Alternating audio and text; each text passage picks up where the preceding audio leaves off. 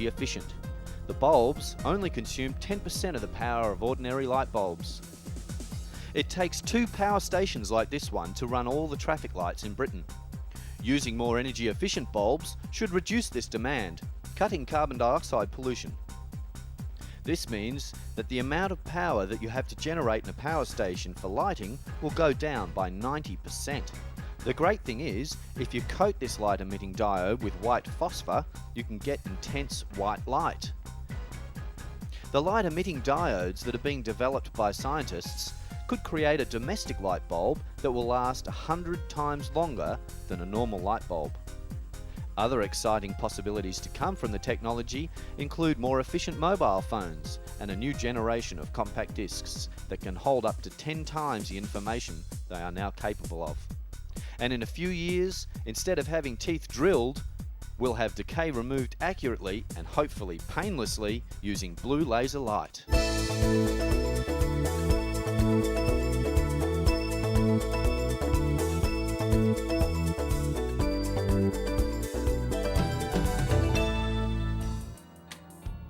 When you look at a map, have you ever wondered how makers get everything so accurate? Recently, a mapping company produced a complete aerial photographic survey using high-definition film. It can focus on anything from a city to a cricket player on a pitch. The flying photographic team took snaps of the whole country using a specially designed camera, capable of capturing images on a scale from 1 to 2000. When complete, the process will produce a seamless photographic map. With traditional mapping, you don't get a lot of detail about the ground. If you get a green area on a map, you have no idea if it's trees, grassland or wasteland. The great thing about a photograph is that it shows you exactly what's there.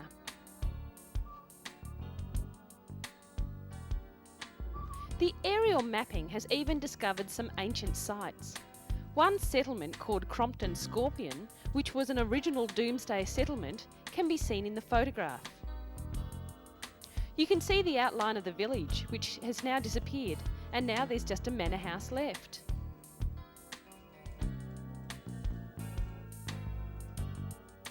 Photographs enable you to see shapes of the roofs, the type of trees, and all the details you don't ever see on a map.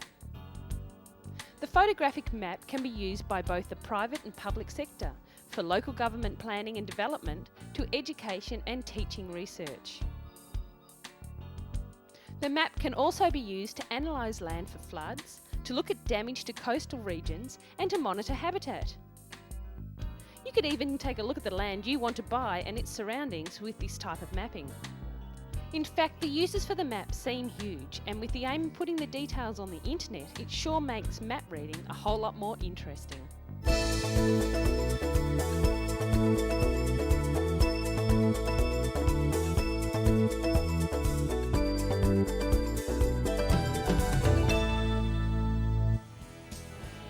It's not a pleasant procedure, but the techniques shown here are carried out in hospitals daily. An endoscope containing a bundle of fibre optic cables is used by doctors to take a closer look at the patient's internal organs. Up to 2 metres of flexible tubing is swallowed or inserted to obtain detailed images of the gut. But in future, such devices could be replaced by a much smaller one, a tiny capsule endoscope. It's about the size of a fairly big antibiotic capsule. You just pop it in your mouth and swallow it down, and once it's gone down there, you don't feel anything. The capsule measures less than 1 centimetre by 3 centimetres, and it's easy for the patient to swallow. After it leaves the mouth, natural contractions carry it down the gullet, through the stomach, and into the small bowel. In order to receive the images, you have to wear a belt across the tummy. The images are downloaded into a recorder. It's about the size of a personal stereo, so you can just walk around with it. The capsule is uninfected by digestive juices and can record up to 6 hours of high-quality pictures as the patient continues their life as normal, if you can call walking around with a camera in your stomach normal. The images are examined later by doctors for abnormalities. Already 20 volunteers have tested the capsule to make sure it's safe. It's hoped it will be widely available for general use within a year. According to some scientists, this is just the beginning. Now, I won't go into details about how this very expensive piece of technology comes out, but I'm sure you have a pretty good idea. All in the name of science.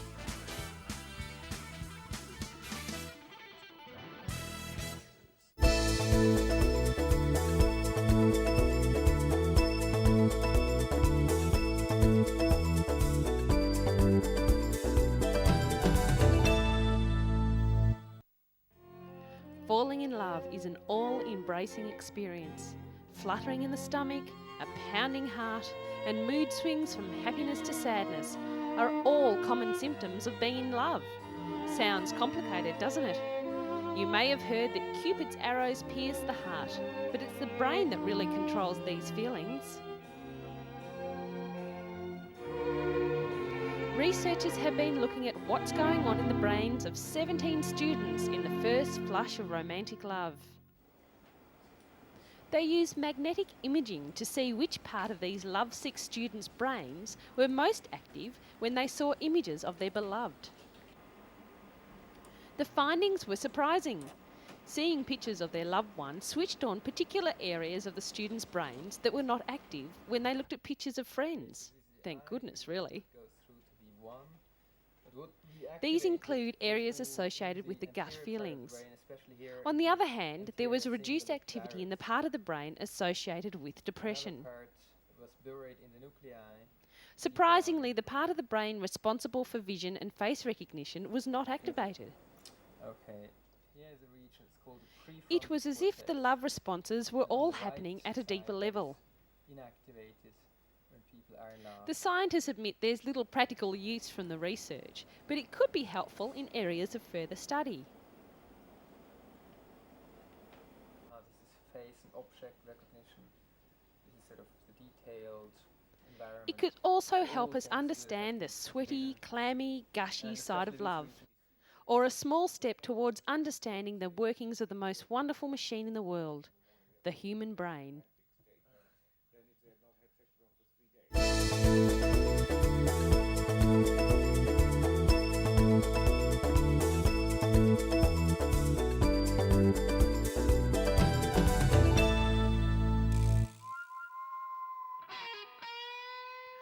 Space research is responsible for a range of mechanical equipment we use every day. NASA's need for a tool to take samples from beneath the surface of the Moon led to the development of the battery-powered drill.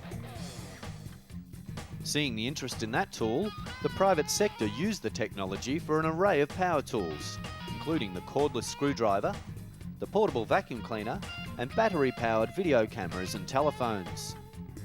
What about the lunar rover? It was used by astronauts to get around the Moon. After seeing its one-handed driving system, one man asked if it could be modified for use by the physically disabled, and it was. The uni-stick driving system requires one hand on the control to accelerate, turn, and brake. The spacesuit has also provided some interesting and life-saving technology into our world. The development of better breathing equipment for firefighters has helped to decrease the number of smoke injuries while allowing firefighters to get further into burning buildings and take greater control of the blaze. Technology developed for use on Skylab in the 70s has been used to develop the sophisticated smoke and fire detectors found in virtually every home and office. This technology was also used to develop a portable blood pressure measuring system and infrared thermometer, which measures your body temperature through your eardrum in 2 seconds or less. To explore the new realms of space, new materials were required to keep explorers safe. Those materials have been put to use here on Earth. A thin polyester film used on the Echo 1 satellite and then to line the Apollo spacecrafts and suits is now available as the space blanket. Originally meant to keep radiation away from the body, the film also works to retain heat radiation by the body, making a perfect lightweight emergency blanket. Spacesuit technology intended to keep astronauts from getting too hot is the idea behind the cool vest, used by children born without sweat glands. Believe it or not, bicycle helmets. Yes, another spin-off from space research. The composite materials of many helmets worn by bicycle racers and pleasure riders are descendants from NASA. The research on material and aerodynamics has been adapted from the aerofoil designs to reduce drag on fighter planes. And you know your new tennis shoes? Even that bounce can be traced to astronaut moon boots. Scratch-resistant sunglasses? Yep, another one. Can you imagine life without computers? Imagine no internet or MP files. While some developments in microcomputer technology are not direct creations of NASA research, the speed of their development got a boost from the space program. Technology used to enhance the pictures of the moon is now at work in magnetic imaging. Even amusement roller coasters have been developed from astronaut training programs and flight simulators.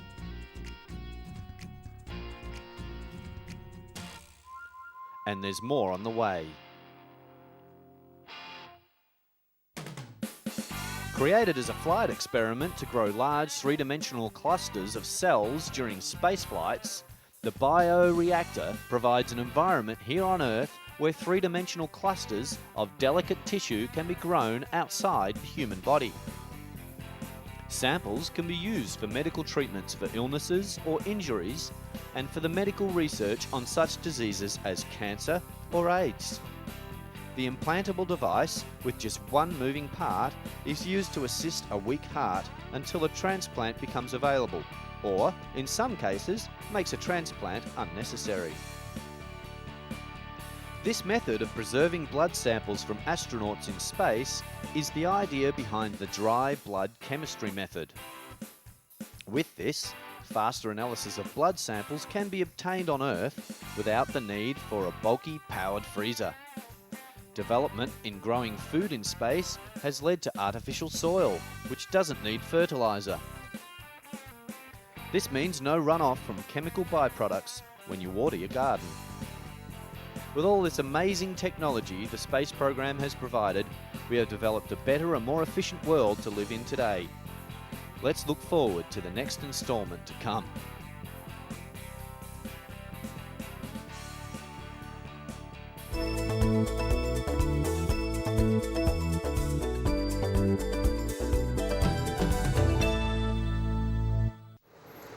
When you think of Thailand, you don't usually think of five-star healthcare, but a hospital in Bangkok is providing just that and attracting patients from all around the world. Some people come to Thailand for the elephant rides, others come for a relaxing break by the beach, but more and more people are coming for health holidays, taking advantage of the first-class medical care that is on offer. The major provider of this care is Bumrungrad Hospital in Bangkok. Patients claim it's more like a five-star hotel than a hospital. Bumrungrad is one of the largest private hospitals in Southeast Asia, treating more than 500,000 patients each year. More than 130,000 of these patients come from outside Thailand. The majority of foreign patients come from neighbouring countries where the healthcare system is not as advanced, such as Bangladesh and Cambodia. But many people from America and Australia are now travelling to Thailand for specialist care or cosmetic surgery at a fraction of the cost. People are very surprised when they come into an environment that is truly five-star in terms of its comfort.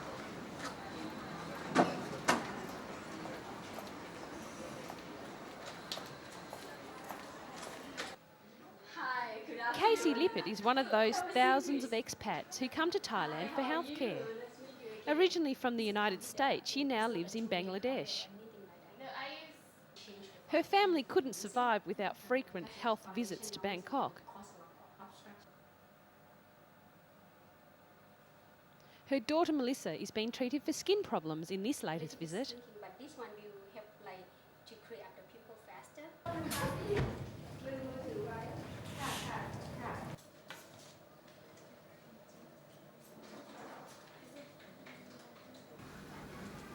Apart from first-class health facilities and medical equipment, Bumrungrad also offers all the services you would expect from a hotel.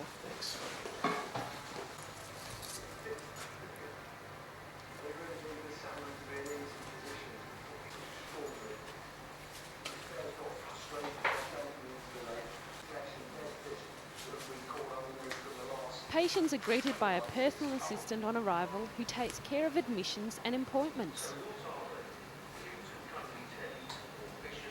Accommodation can be arranged for relatives at the hospital's very own service departments.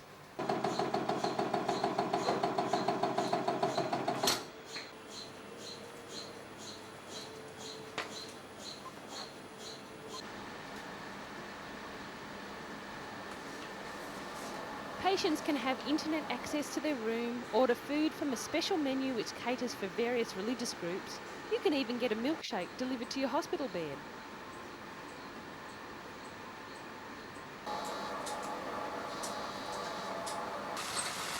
This sure is one hospital that makes not feeling well into a real holiday.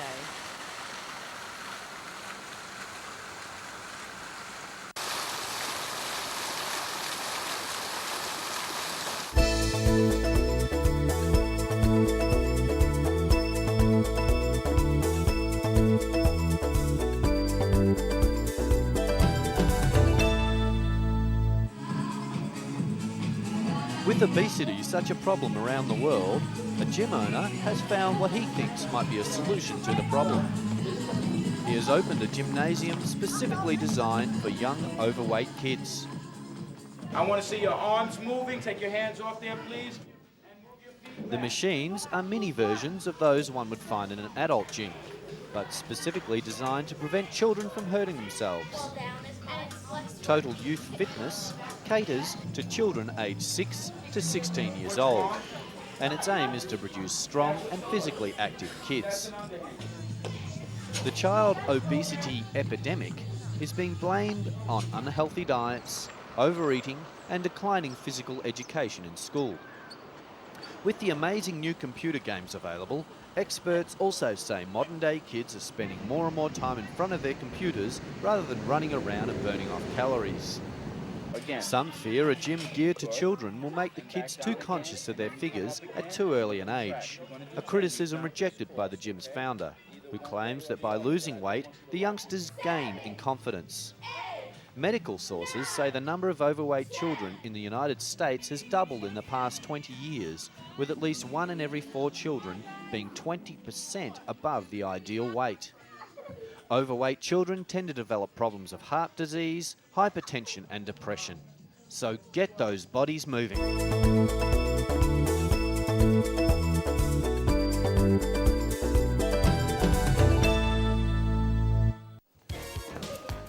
For just a few hours every week, a small group of children have been gathering in Jerusalem to prove their surrounding world wrong.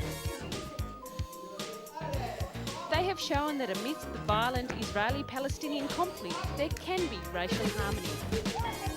Weekly practice for the children of the Jerusalem circus is no clowning matter. These 15 children are practicing not just circus acts, but a different view of the future.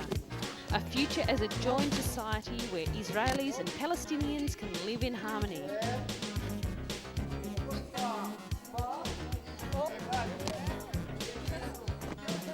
Alicia Tobias, the organiser of the Jerusalem circus, believes in her creation of a peaceful environment.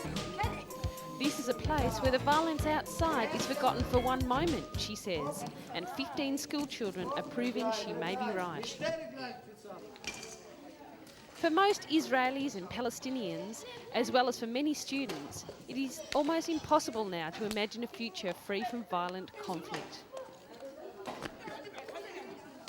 The pupils of Tobias School say they don't talk politics much, and some say their future is likely to remain dominated by constant strife between the two divided populations.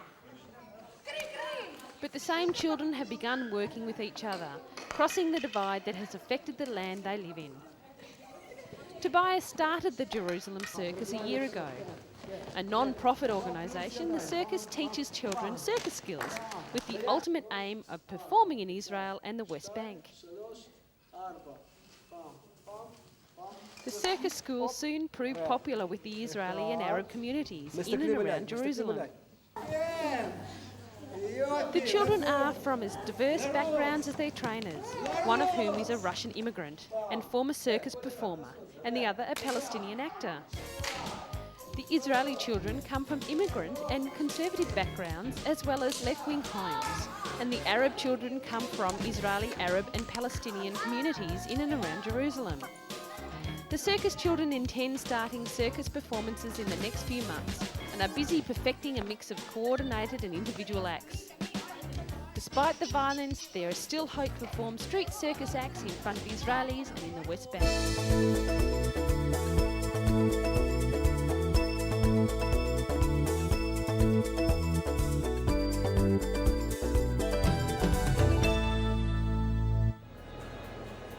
The growth in the use of gyms and fitness centres is a worldwide craze. The Sports Industry 2001 exhibition is an example of all that is new in fitness gear and health products. Gyms are an increasingly popular leisure pursuit around the world. The Fitness First chain started 8 years ago and is now gyms throughout Europe and Asia, and turned in a profit of £12.8 million sterling last year.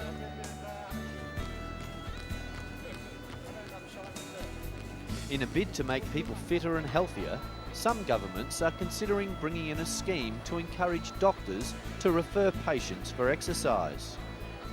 Some of the apparatus seen in today's gyms look relaxing, some more like torture equipment. But there is every sign that the appeal of modern gyms will continue to grow.